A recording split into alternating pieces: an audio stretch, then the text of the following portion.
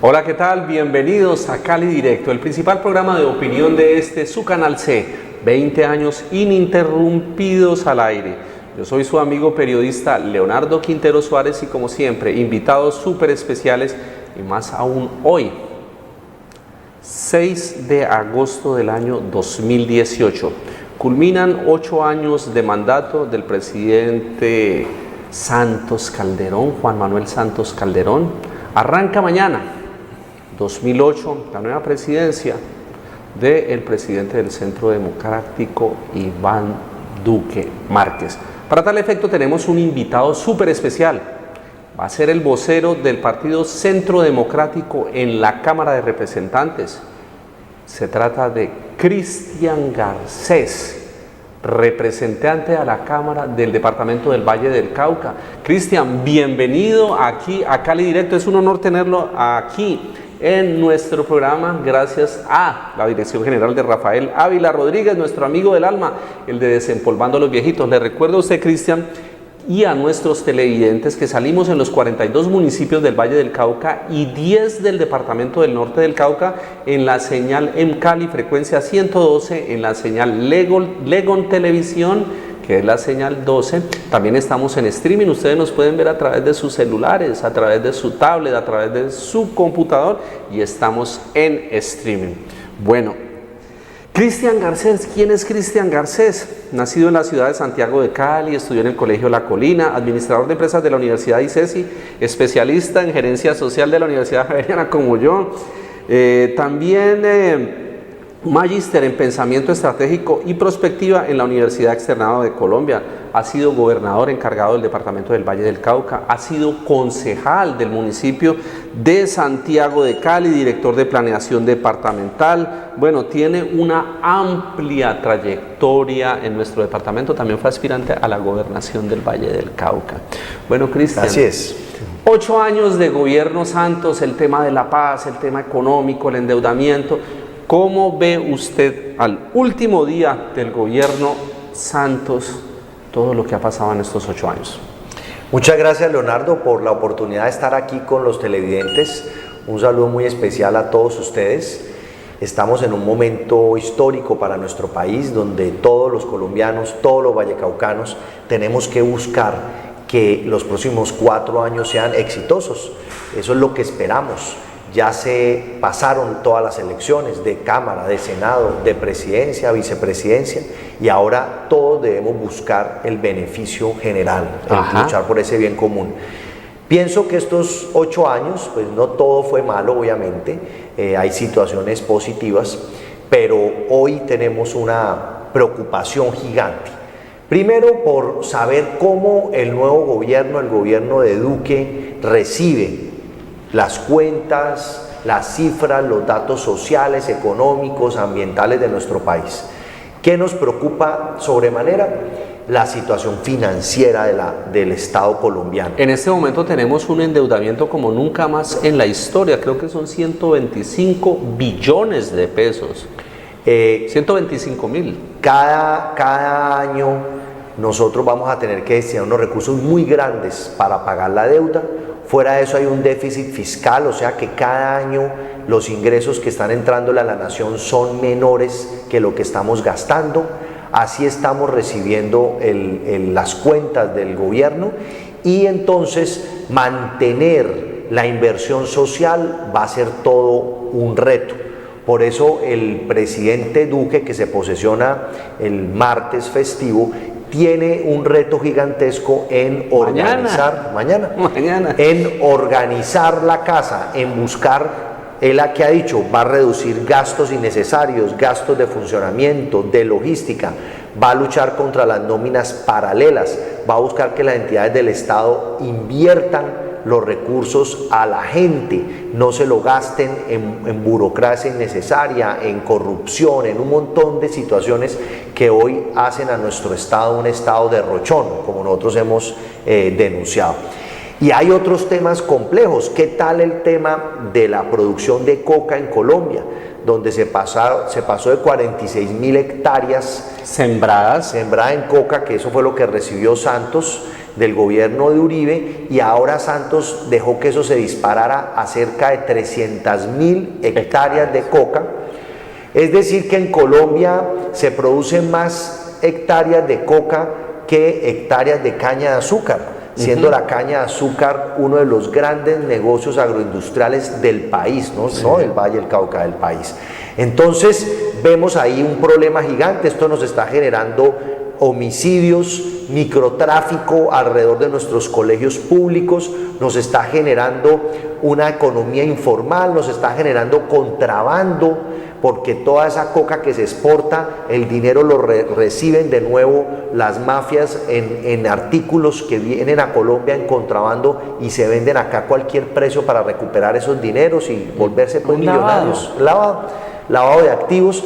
Entonces nosotros tenemos ahí, fuera del problema de los grupos ilegales y todo lo que hay alrededor de la coca, que hay un montón de comunidades que les generaron unas expectativas, familias que hoy están produciendo coca, que les dijeron que les iban a dar un montón de dinero para que produzcan otro tipo de frutas, hortalizas, y esa plata no está, y eso, hacer eso rentable es muy complicado. Venga, le hago una acotación frente a este tema. Creo que dentro de las políticas del gobierno Santos, en este momento el gobierno pues dice que la erradicación de coca pues obviamente es si las personas quieren, pero adicionalmente están pagando un dinero por hectárea que ellos permitan erradicar. Entonces se convierte en un círculo vicioso.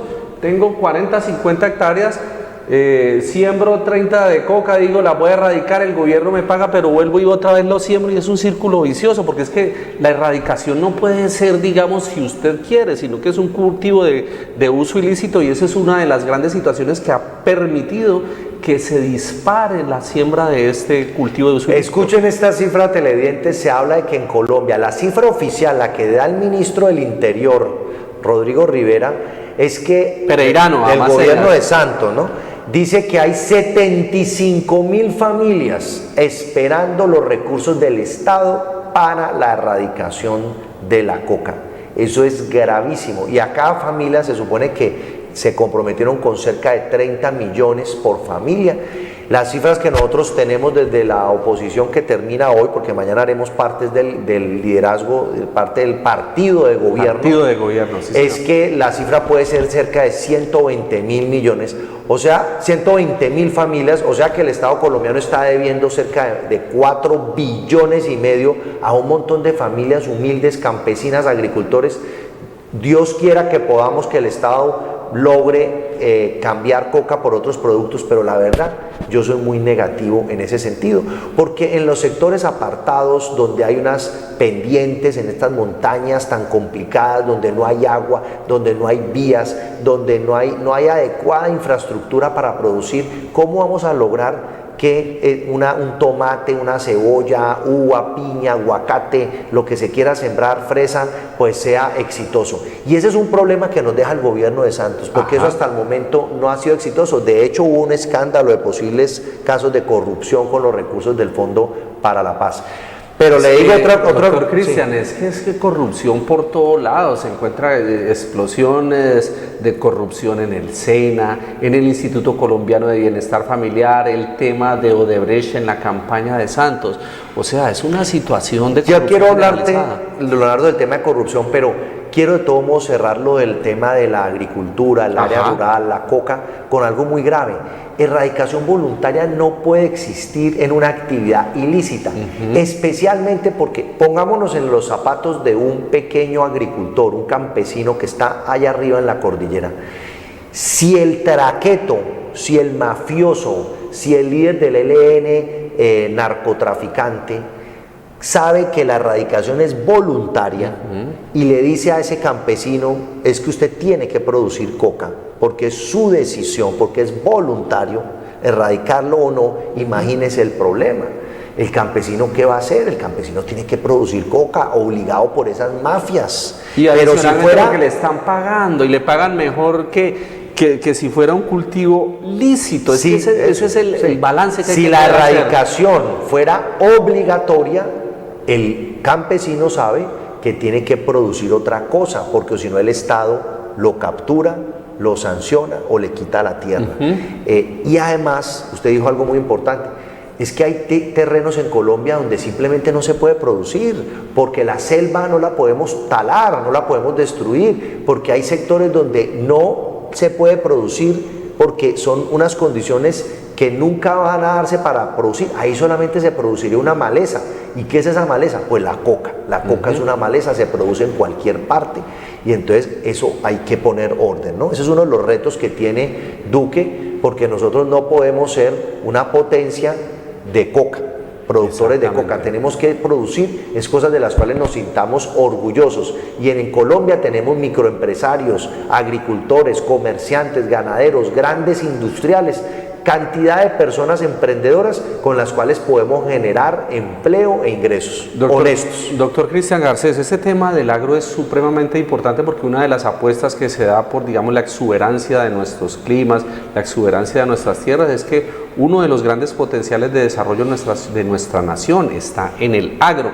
Pero hay una situación también, hace muchos años, no sé si usted recuerda que existía el IDEMA, Instituto de Mercadeo Agropecuario, donde se le garantizaba a los campesinos productores unos precios de cosecha y de compra para que el Estado ayudase pues a este tipo de comercialización, porque sucede que muchas veces el campesino, un ejemplo, produce bananos, produce guayabas, pero cuando llega la producción el precio baja, entonces los campesinos terminan quebrándose y produciendo para solamente pagar las deudas que adquirieron con los fungicidas, los herbicidas y todo lo que tiene que ver con la producción agropecuaria. Entonces el Estado también tiene que mirar esa parte y llegar, no sé si se puede implementar el tema del Instituto de Mercadeo Agropecuario para que los precios en el momento en que se haga la siembra, digamos, sean competitivos para el mismo campesino.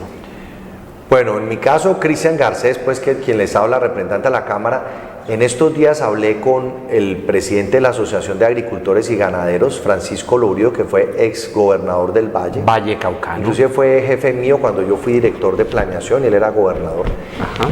Le dije que era muy importante que en cualquier momento va a llegar acá el ministro de Agricultura. Y en el Valle del Cauca necesitamos que los líderes del sector agrícola le planteen al ministro cuáles son los 5 decisiones, acciones que debe tomar el gobierno para que realmente podamos transformar nuestro sector de ladera, nuestro norte del valle, nuestro litoral pacífico y generar empleo.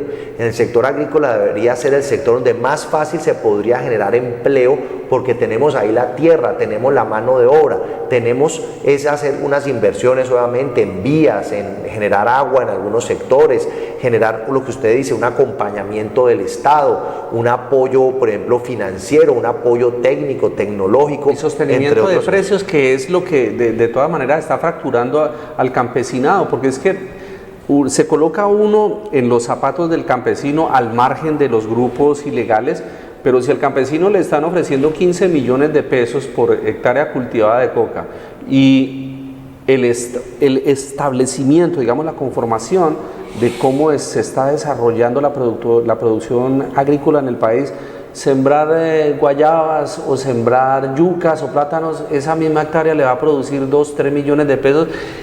¿Qué significa? Que está siendo más competitivo, hablando en términos, digamos, del capitalismo, de lo que nosotros queremos para el desarrollo de nuestra sociedad, es mucho más competitivo en este momento, por término de precios, la producción de esos cultivos de uso ilícito. Y entonces, en ese sentido, hay que empezar a trabajar para que deje de ser competitivo y que el campesino sienta. No hablemos de los grandes industriales porque hay pequeños y medianos propietarios que también pueden generar emprendimiento, porque no podemos pensar solamente en campesinos, mano de obra, sino en pequeños propietarios de la tierra que, como decía el candidato de la oposición, digamos una clase media pujante en el agro, no solamente grandes industriales. Y además, ya que hablas de grandes industriales, resulta que la caña de azúcar, por ejemplo, que es un negocio que ha funcionado, aunque ha tenido problemas. En este momento el precio del azúcar ha bajado a nivel internacional. A nivel internacional ha bajado cerca de un 25%. O sea, lo que pasa es que el Estado colombiano generó unas condiciones que la caña de azúcar, el azúcar tiene cierta estabilidad. Yo lo que le recomiendo a mis coterráneos, a la gente querida del Valle del Cauca, es que nosotros tenemos que buscar que ese modelo que se ha aplicado para la caña de azúcar, busquemos llevarlo a 1, 2 o 3 productos Clústeres, lo que se denomina. Valle. No tirarle piedras a nuestro sector azucarero que afortunadamente existe. ¿Qué tal que no lo tuviéramos? ¿Cuántos empleos se está generando en el departamento del Valle del Cauca, digamos, esta industrialización de la caña de azúcar? En los departamentos del eje cafetero, en el Valle y en Cauca, que es donde está sembrada la caña, se generan cerca de 188.000 empleos. Entonces nosotros no podemos atacar y cuestionar un negocio que funciona.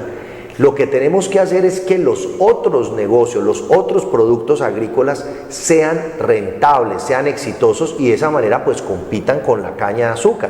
Por ejemplo, aquí hay unos esfuerzos grandes en el tema de piña, en el tema de mango, en el tema de aguacate, en el tema de uva, entre otros. Ojalá lográramos que la Gobernación del Valle, con su Secretaría de Agricultura, con el sector agrícola, priorizáramos 1, 2, 3 productos donde nosotros buscáramos que el Estado colombiano sacara una normatividad, un modelo económico, unas condiciones donde podamos competir a nivel internacional, porque aquí podemos sacar frutas, podemos sacar hortalizas, podemos exportarlas, podemos antes de exportarlas transformarlas. Es que es donde está la verdadera riqueza, en la transformación, sí. Porque entonces seguiría siendo una economía eminentemente extractiva como es la minería. Producto en bruto se va al puerto y se lo llevan para allá. En donde está la verdadera riqueza de una nación es en la transformación. Le voy a colocar un ejemplo y también para nuestros televidentes. En Suiza no hay una mata de cacao, ni una.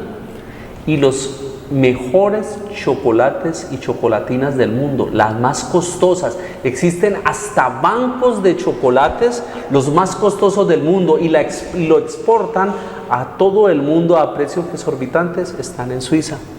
Importan de Indonesia, de África y de algunos países centroamericanos el cacao en bruto y allá lo transforman y lo convierten en los chocolates más costosos del mundo. Ahí es donde está la verdadera riqueza. Y nosotros tenemos entonces ahí donde entran las ciudades como Cali, como Jumbo, como Palmira, como el norte del Cauca, donde tenemos lo que era la Ley Páez, Jamundí, donde tenemos empresas que dan empleo en las ciudades y esas empresas pueden transformar esos productos. Aquí nosotros tenemos toda la cadena organizada de las frutas, porque aquí tenemos empresas como Colombina, como Comestibles Aldor, donde aquí se producen mermeladas, dulces, chocolates.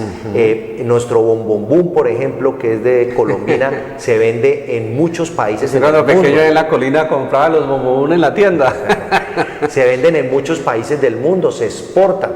Entonces, a eso es que nosotros tenemos que apostarle y afortunadamente el doctor Iván Duque, que se posesiona mañana, martes, él va a trabajar muy duro en aumentar la participación de Colombia en esos mercados internacionales y ha hablado de que el sector hortofrutícola en el Valle del Cauca lo va a apoyar. Y ahí es donde un representante a la Cámara como yo y la bancada del Valle, pues vamos a estar trabajando mucho para que lleguen esos recursos en vías terciarias y en otras inversiones que necesitan nuestros sectores rurales.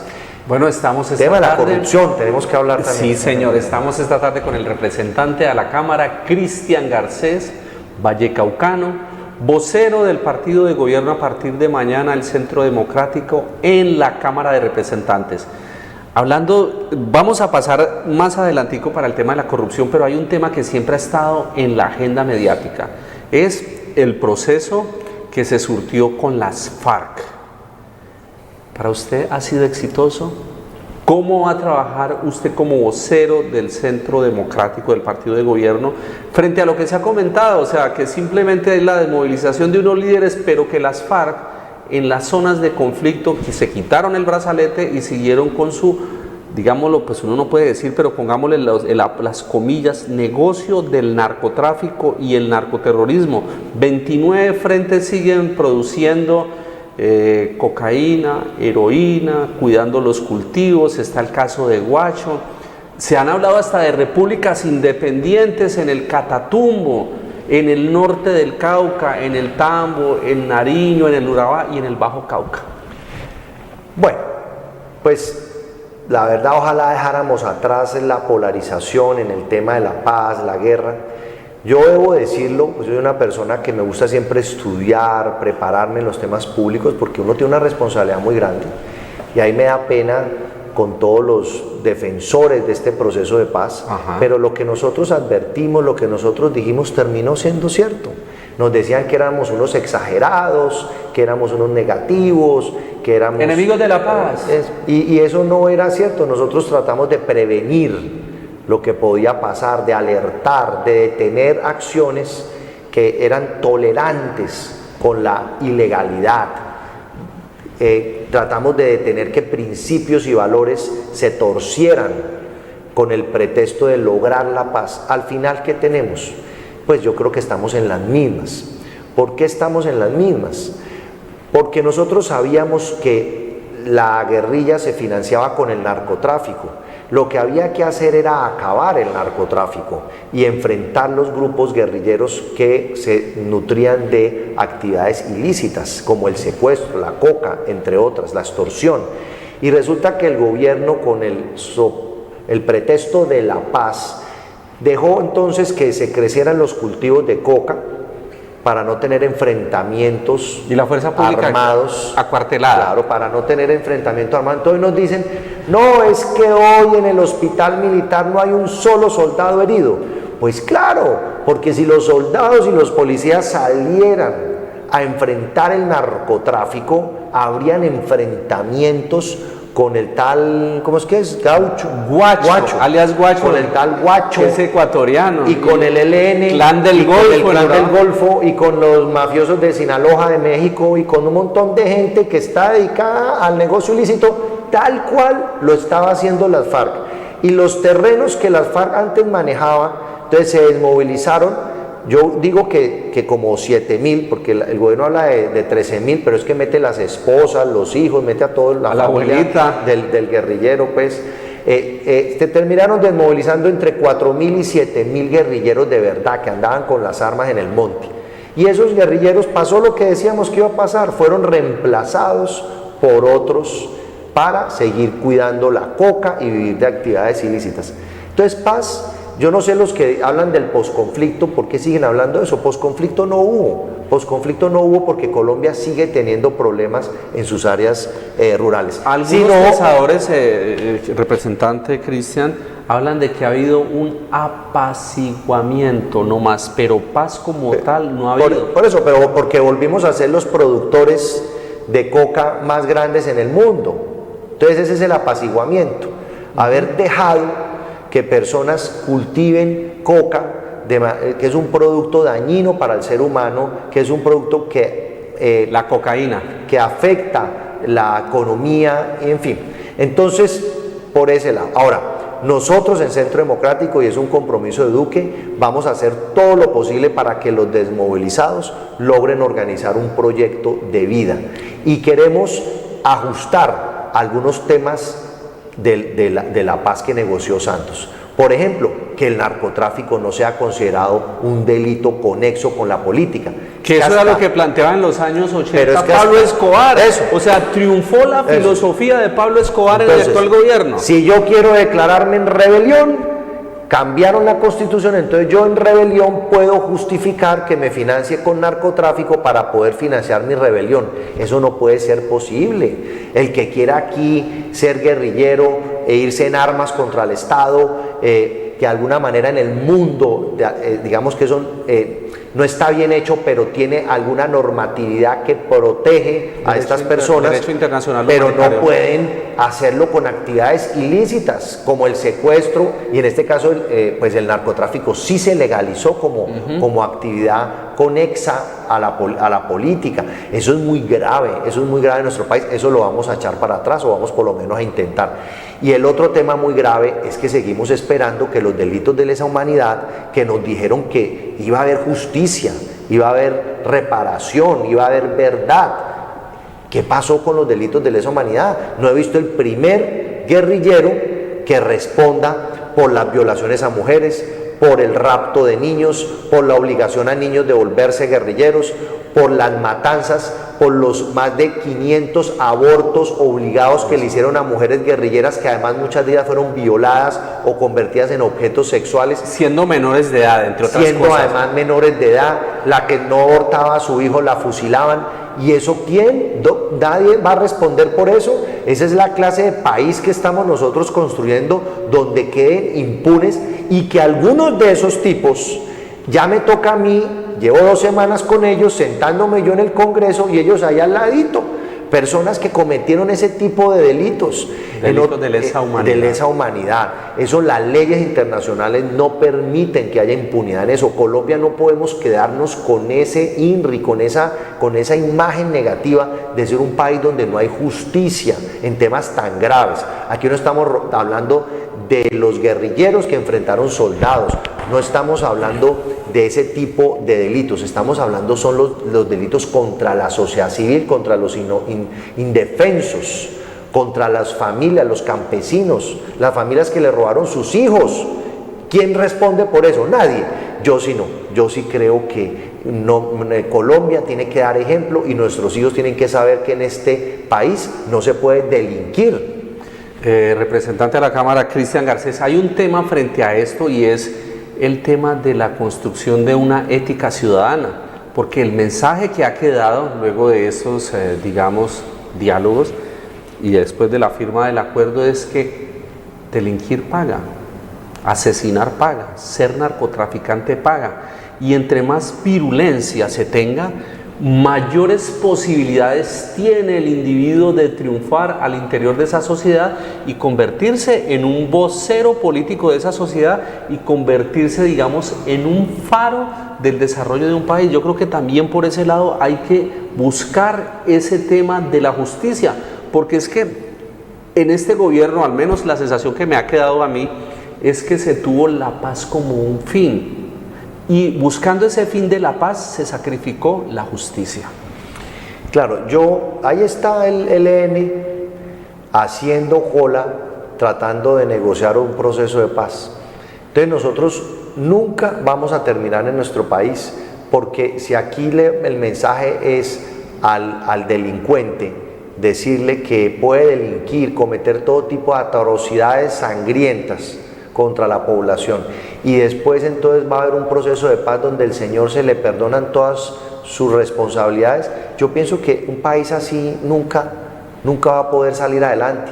¿Por qué creen que en Estados Unidos, en los países europeos, hay tanto respeto a la autoridad, a la norma? ¿Por qué? Porque allá el que la hace la paga, porque allá saben que se tiene que respetar la justicia, la ley, la autoridad, y entonces los ciudadanos se comportan. Aquí se ha empezado a generar una cultura donde todo se puede, todo se negocia, todo tiene que ser uno tolerante, o sea, cómplice ya con el delito. Y esa es una reflexión muy grande que yo espero que cada uno en su interior lo analice, porque claro, qué bueno vivir en paz. Pero yo también quiero expresar algo, y es importante la llegada del gobierno de Duque. Aquí hay que trabajar es sobre todo por la gente legal, las personas que todos los días se levantan a trabajar honestamente. Aquí las casas que entregamos deben ser a las personas que son ciudadanas de bien, personas de bajos recursos que necesitan que el Estado les ayude, que respetan la normatividad. Esas son las personas que nosotros tenemos que estar fijados en ellos y estarlos viendo cómo vamos a tener políticas e inversiones, no estar negociando con delincuentes que se están llevando los recursos. Ahí les están contratando, les están dando subsidios a todos guerrilleros. Bueno, ese fue el proceso de paz, pero ¿cuántas personas, por ejemplo, en Cali no tenemos sin casa? ¿Cuántas personas no tienen empleo? ¿Cuántas personas tienen problemas para pagar la educación de sus hijos? Yo pienso que esos ciudadanos son los que deben tener la atención del Estado. Y que han estado, digamos, en la legalidad. Ha sucedido y sucedió en Medellín, en las comunas, que por un lado estaban los muchachos de estos barrios que ingresaban a la guerrilla. Por otro lado, estaban los que ingresaban a los grupos paramilitares. Y ejemplos de alguien que estuvo sentado, jóvenes que estuvieron sentados en la puerta de su casa viendo cómo estos se mataban. Y para que se terminara este conflicto, al muchacho de las FARC becas, vehículo, estudio y todas las gabelas que puede dar el Estado. Y lo mismo para los paramilitares. Y este muchacho sentado ahí en la casa sin hacer nada hasta que en algún momento ese mismo muchacho decidió, no, pues no encuentro solución a mi situación vital, me enrolo a este o a este. Y empieza a engrosar otra vez el círculo de la violencia generalizada. El representante Cristian Garcés, vocero del partido de gobierno en la Cámara de Representantes, vallecaucano, joven figura, no digamos que es una promesa, es una realidad por todo lo que usted ha hecho dentro de su transegar, dentro de la política. Ese tema de la corrupción, que viene conexo también como este tipo de violencia, porque es que también los de los grupos al margen de la ley dicen, no, pero si es que los grandes políticos y los grandes industriales son corruptos, ¿yo por qué no voy a ser corruptos? También cómo vencer esa situación que de cierta manera está generando un círculo vicioso de nunca acabar de la violencia, porque la corrupción en cierta medida está, digamos, legitimando la violencia de uno u otro lado. Claro.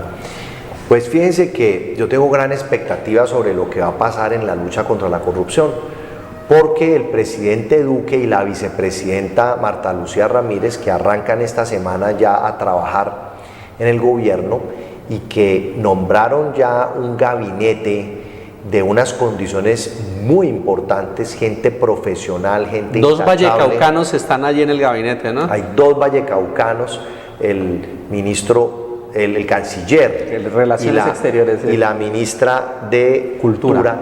Y entonces vemos que nosotros tenemos que enfrentar la corrupción. El presidente Duque se reunió con nosotros, su bancada de Cámara y Senado, que en total entre representantes y senadores somos 51, y nos pidió en la primera reunión, que fue hace como 3 semanas, nos dijo, yo el compromiso número 1 de ustedes necesito que sea luchar contra la mermelada. Que se volvió un chiste y un eufemismo para decir que eso es para no decir que eso es corrupción. ¿La mermelada qué es? Pues los políticos metidos manipulando la contratación pública para beneficiarse con plata ellos o terceros. Resulta que los líderes políticos lo que tienen que hacer es gestionar las inversiones, los proyectos, pero la contratación tiene que ser transparente, tiene que ganarse los contratos el mejor candidato, la persona o la entidad que concurse. No meterle la mano y no cometer hechos de corrupción. Entonces, ese mal hábito que se ha ido generalizando y que en el gobierno de Santos se disparó, donde el Congreso de Colombia vota las leyes dependiendo de qué mermelada, o sea, qué contratos les permiten manipular.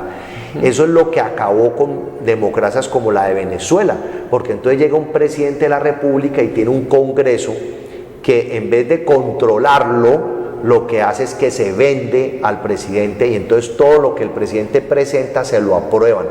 Eso tenemos nosotros que solucionarlo en Colombia. Y para eso nosotros tenemos afortunadamente un presidente Duque que se comprometió a enfrentarlo. ¿Qué está hablando Duque? De acabar la mermelada, pero también está hablando de enfrentar las nóminas paralelas en el gobierno nacional, en las entidades descentralizadas, donde los políticos, para poder politiquear y nombrar a sus amigos, crean cargos y cargos y cargos que no se necesitan. 3 y 4 hacen lo que podría hacer uno. Eso, y en vez de contratar una persona buena, exitosa, con capacidad, porque tiene experiencia y conocimiento, contratan a 3 que no lo tienen. Y entonces esa ineficiencia en el Estado es lo que hace que en muchas entidades públicas no se preste un buen servicio, porque hay personas buenas, pero también hay mucha gente mediocre. Entonces, enfrentar eso, enfrentar los gastos de funcionamiento excesivos, los gastos de la logística, los viáticos de los funcionarios, donde hay a veces cantidad de recursos gastados en comidas, en viajes, en cosas que no debería el Estado estar gastando. En publicidad sobrevalorada, pero sobrevalorada. Eso es otra mermelada, ¿no? La mermelada de los periodistas. Representante Cristian Garcés, aquí se han hecho denuncias frente a ese tema y por la elaboración de una página web en una entidad de índole nacional que adicionalmente ya existía, se hizo un contrato de 1.200 millones de pesos Ese tipo de situaciones son los que generan, digamos, desde el punto de vista jurídico, no, fue legal, todo estaba dentro de la norma, pero también hay un componente que tiene que ver con el componente, digamos, de la ética. Cómo hacer una nueva página web y hacerla en 1.200 millones de Ahora, pesos. ¿qué va a pasar? Nosotros como Centro Democrático le estamos pidiendo a los otros partidos en el Congreso que cambiemos esa costumbre política, que estemos dispuestos a financiar nuestros movimientos políticos de otra manera.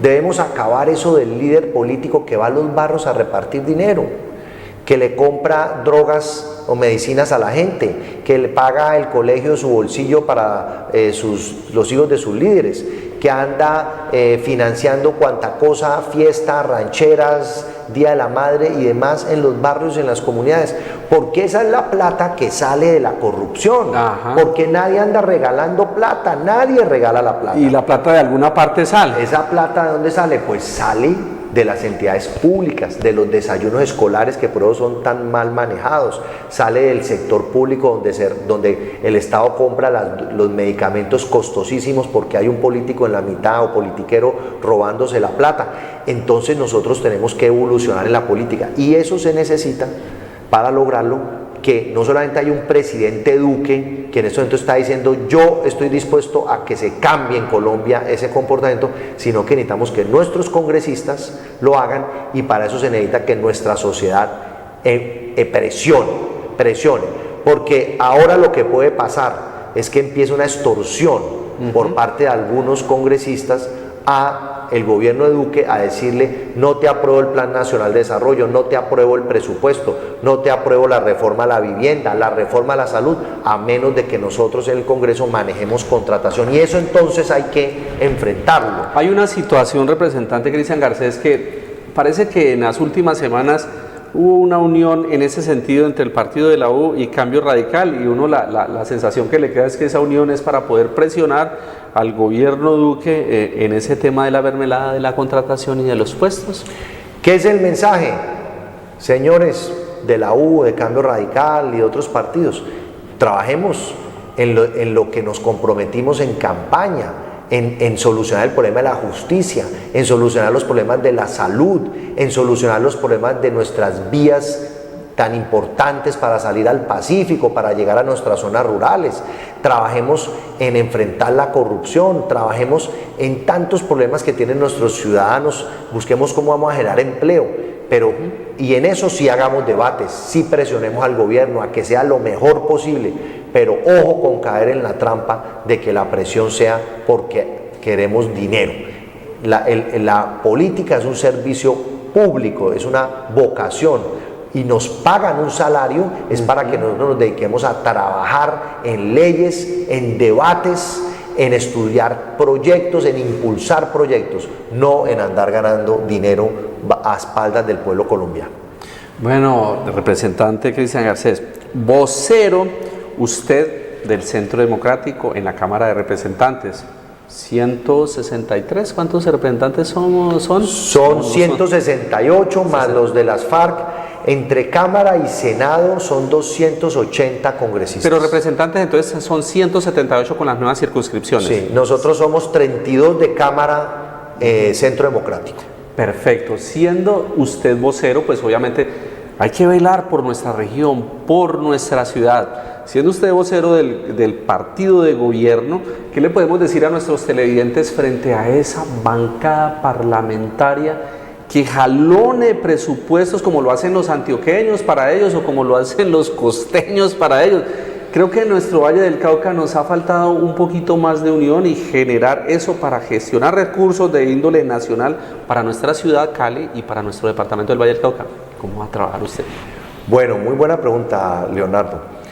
Desde antes que ganara Duque, me preocupé por hacer parte del comité programático en el Valle de la campaña de Duque y ahí con otros vallecaucanos logramos que Duque se comprometiera con las principales obras y proyectos para nuestro Valle del Cauca. Desde el norte hasta el sur, desde nuestras montañas hasta el Pacífico, tenemos unas iniciativas muy importantes. Doy algunos ejemplos. Duque se comprometió a la construcción de la troncal del Oriente o la troncal de Agua Blanca. Eso va a permitir que el sistema de transporte masivo cuente con buses articulados andando por Agua Blanca, donde está la mayor cantidad de la población. Eso va a mejorar hoy la congestión que hay en las líneas actuales del MIO, del sistema de transporte masivo en Cali, y vamos a mejorar las frecuencias además con todos los buses adicionales que el señor alcalde está sacando en este momento gracias a los acuerdos que logró con los transportadores, con los operadores. Otra vía, otra inversión muy grande es que se construya finalmente la vía Mulaló-Lobo Guerrero, que va a acercar esta zona del sur del valle a Buenaventura, porque hoy las empresas que tenemos asentadas, que quieren generar más empleo, podrían ser más competitivas si no tuvieran que ir hasta Buga para después subir por la doble calzada Buga-Buenaventura. Si salen desde Mulaló, que es inmediaciones a Yumbo, al norte de Yumbo, Viges, salir hacia Lobo Guerrero y Buenaventura, se ahorrarían cerca de 53 kilómetros, que significa, mal contadas son 3 horas de viaje, 2 horitas de claro, viaje. pero entonces para los camiones eso es un montón de tiempo y es un montón de dinero Gasolina, que se gasta en logística. Reactivar el tren, ¿cómo es posible que nosotros tengamos el tren del Pacífico parado, que es fundamental para mover nuestras mercancías hacia el exterior o en Colombia? Tenemos también en Buenaventura pues la construcción o el fortalecimiento de un hospital que llega a nivel 3 en el servicio de salud, que es muy importante. El dragado de Buenaventura a 17 metros para que los grandes buques post-Panamax que ya están funcionando en el mundo puedan llegar a nuestra Buenaventura, no se nos vayan a otro puerto. Entonces, todas estas inversiones, como las inversiones para el sector agrícola, el apoyo a nuestros clústeres, entre otros temas de salud, educación, seguridad, esperamos que mejoren las condiciones de todos los vallecaucanos, y para eso estamos trabajando muy fuerte en la Cámara. Para eso es que me lancé a la Cámara, para eso es que ganamos, para eso es que, Leonardo, todas las semanas hay que ir a Bogotá a las sesiones del Congreso, a visitar los ministerios. Esto no es un trabajo sencillo. Esto mucho por estudio. ejemplo, la familia. Yo ya a mi hijo, antes lo veía todos los días, al acostarnos, al levantarnos, siempre comía o desayunaba con él. Ahora no, ahora ya estoy 3, 4 días en Bogotá en la semana, pero lo hago con un gusto gigantesco y todos tenemos que estar en buen ánimo para aprovechar el gobierno de Duque. Bueno, ya que mire que se nos van esos 50 minutos volando, no demora en venir nuestro director de cámaras a hacerme la ceñita así, pero hay un tema que durante estas últimas campañas y por la explosión de las redes sociales es el tema de la polarización frente a los dos candidatos Duque y frente al tema que se estaba presentando con Gustavo Petro. En ese sentido, ¿cómo va a ser su labor frente a ese nuevo esquema que hay con el estatuto de la oposición? ¿O cómo usted eso, cómo esta situación, además de que el mismo Gustavo Petro haya creado hasta un gabinete y un gobierno paralelo? Bueno, pienso que lo importante aquí, como lo hacen los países desarrollados, es que logremos que el nuevo gobierno Duque cuente con un Congreso que lo respalda en las grandes transformaciones, los proyectos de ley que se deben aprobar para mejorar las condiciones de los colombianos. Eso es muy importante, eso se tiene que lograr, porque ganó un programa de gobierno, ganó Duque con sus propuestas, y esas propuestas hay que ver cómo las logramos en democracia llevar a cabo. Segundo, yo sé que mucha gente que votó por Petro lo hizo, unos, por lo menos la mitad, porque se declaran antiuribistas. Lastimosamente, Duque no logró mostrar que su propuesta iba más allá de Uribe, más allá del Centro Democrático. Era una propuesta muy amplia, diversa, incluyente. A esos que no convenció él, ojalá en campaña, ojalá le den la oportunidad de ver cómo arranca. Ya arrancó con un gabinete que no es de Centro Democrático, es un gabinete muy amplio, que hay gente, inclusive uno que otro, que han sido antiuribistas, hay uno que otro que ha sido contradictor de Centro Democrático. O sea, es un gabinete que representa a Colombia. Y entonces, ahí lo importante es que miremos a ver cómo llegan recursos al Valle del Cauca y cómo le va al gobierno exitosamente. La polarización en Colombia ojalá sea en cómo solucionamos los problemas de la salud, de la educación, en cómo hacemos unos debates muy grandes, pero ojalá salgamos de esa polarización entre personas y hagamos es un debate de las ideas y de las propuestas. Yo creo que ese es el reto, ¿no? Yo pienso que no podemos seguir manipulando la opinión pública como se ha hecho en Enemigos de la Paz, o sea, en los de la paz y los de la guerra, cuando aquí nadie quiere guerra en este país. Entonces, tener cuidado en que no caigamos en personalismos, sino que discutamos en la agenda pública. Representante Cristian Garcés, usted en las reuniones con el presidente electo Iván Duque, ¿les ha llegado ya información de cómo entrega la olla el actual mandatario, la entrega raspada en esos indicadores? No, la situación es muy grave. Yo les voy a dar un ejemplo, pues como para ilustrar el tema. En vivienda, las casas gratis que construyó el gobierno de Santos, esas casas gratis las va a pagar es el gobierno de Duque. Pidieron vigencias futuras y durante los próximos 3-4 años Duque debe pagar 1 billón anual. O sea, casas ya entregadas. Sí, casas ya entregadas. Sí, las que están construyendo con lo que hicieron politiquería y todo eso. 1 billón anual. ¿Sabe cuánto es el presupuesto de vivienda del Ministerio de Vivienda para el próximo año? 1.250.000. O sea, 1 billón de pago de las casas que ya se gastaron y 250.000 para casas nuevas. Eso no alcanza, no va a pasar nada. Entonces, eso es lo que estamos nosotros recibiendo lastimosamente. Pero no nos vamos a quedar en el pasado. Metámosle optimismo a esto, construyamos hacia adelante juntos. Ese es el mensaje de unión que está nuestro presidente Duque haciendo. Y yo quiero que sepa, Leonardo, que ya le pedí al presidente Duque que pronto venga al Valle del Cauca.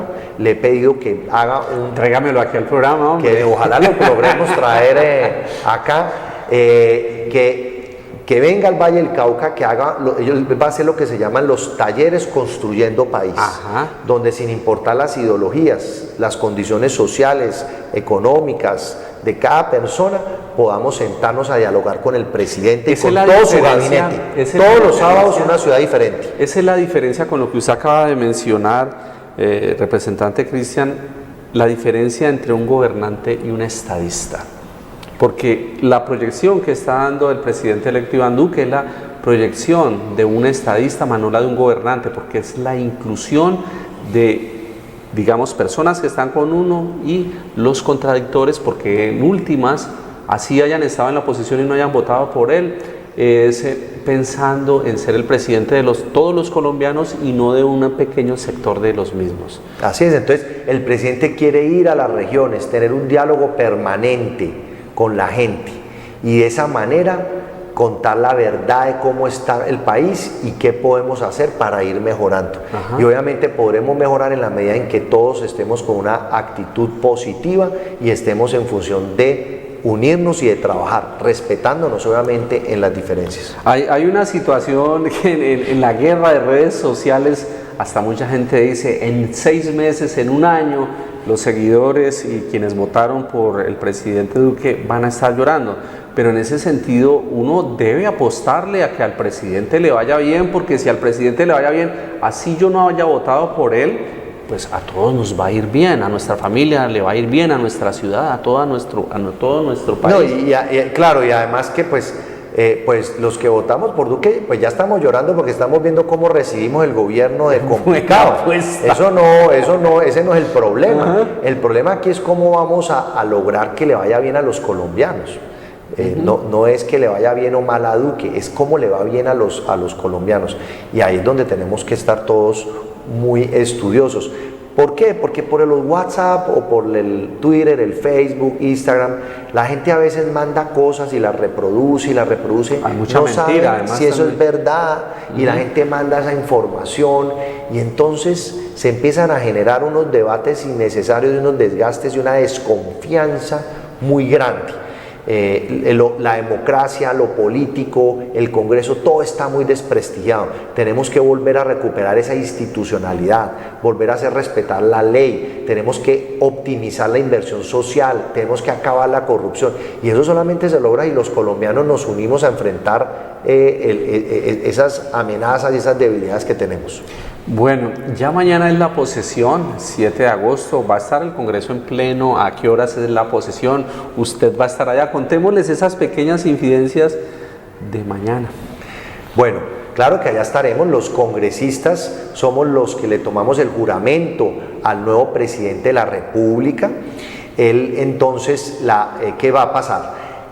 La plenaria de la Cámara y del Senado se convoca mañana. Tipo 1 de la tarde arrancaremos el orden del día, se aprueba el orden del día por la plenaria. Hay un punto donde se nombra una comisión para que vaya por el presidente de la República y se le informe que ya puede presentarse al Congreso para tomar posesión, y entonces en ese momento nos vamos a trasladar todos del Capitolio a la Plaza de Bolívar. Ajá. Donde vamos a tomarle juramento al presidente, y allá se va a hacer el evento, y allá se termina con el orden del día de la sesión plenaria de Cámara y Senado, o sea, la sesión del Congreso. ¿A qué hora se va a estar tomando ese? A las 3 de la tarde debe empezar el evento con el presidente Duque, el evento de posesión del presidente. Mañana a las 3 de la tarde, invitados todos a que vean el cambio de mando, la nueva era, digamos, que se inicia. Después de 8 años de estar en el gobierno de Juan Manuel Santos. Últimas palabras, ya vio que vino nuestro director de estudio a decirnos que el tiempo se acabó. No, simplemente Cristian Garcés quien les habla, está de puertas abiertas, está trabajando por todos los vallecaucanos en la Cámara. Me pueden buscar por redes, ¿no? Por el Facebook, por el Twitter, me pueden escribir o pueden llamar acá a Leonardo a pedirle mi celular, inclusive, no hay ningún problema.